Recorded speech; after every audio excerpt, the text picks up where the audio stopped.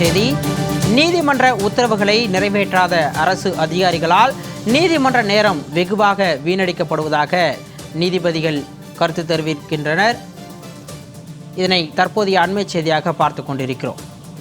நீதிமன்ற உத்தரவுகளை நிறைவேற்றாத அரசு அதிகாரிகளால் நீதிமன்றத்தின் நேரம் வெகுவாக வீணடிக்கப்படுவதாக நீதிபதிகள் வேதனை தெரிவித்திருக்கின்றனர். இதனை தற்போதைய அண்மை செய்தியாக பார்த்து கொண்டிருக்கிறோம். நீதிமன்ற உத்தரவுகளை நிறைவேற்றாத அரசு அதிகாரிகளால் நீதிமன்றத்தின் நேரம் வெகுவாக வீணடிக்கப்படுவதாக நீதிபதிகள் அதிருப்தி தெரிவித்திருக்கிறார்கள். உத்தரவுகளை நிறைவேற்றாமல் அரசு அதிகாரிகள் நீதிமன்றத்தின் நேரத்தை வீணடிப்பதாக உயர்நீதிமன்ற நீதிபதி அதிருப்தி தெரிவித்திருக்கிறார். இதனை தற்போது கிடைத்த அண்மை செய்தியாக பார்த்து கொண்டிருக்கிறோம்.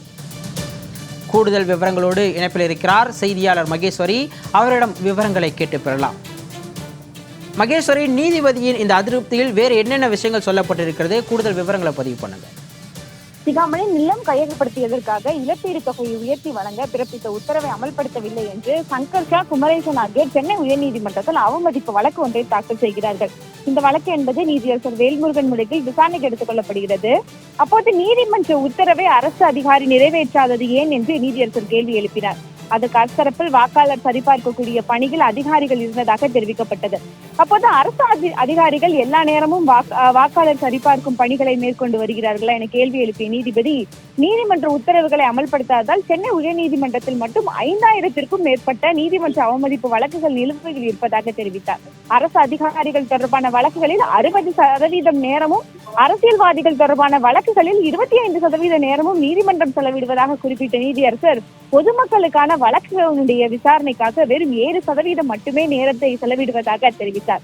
நீதிமன்ற உத்தரவுகளை நிறைவேற்றாத அரசு அதிகாரிகளால் நீதிமன்ற நேரமும் வெகுவாக வீணடிக்கப்படுவதாக வேதனை தெரிவித்த நீதிபதி, பொதுமக்களுக்கு பணி செய்வதுதான் தங்கள் கடமை என்பதையே அரசு அதிகாரிகள் மறந்துவிட்டதாக தெரிவித்தார். இவ்வாறு அலட்சியமாக செயல்படக்கூடிய அதிகாரிகள் தான் நீதிமன்றங்களுடைய பணிச்சுமையும் அதிகரிப்பதாகவும் அரசுக்கு அவப்பெயர் ஏற்படுத்துவதாகவும் நீதியரசர் தெரிவித்தார்.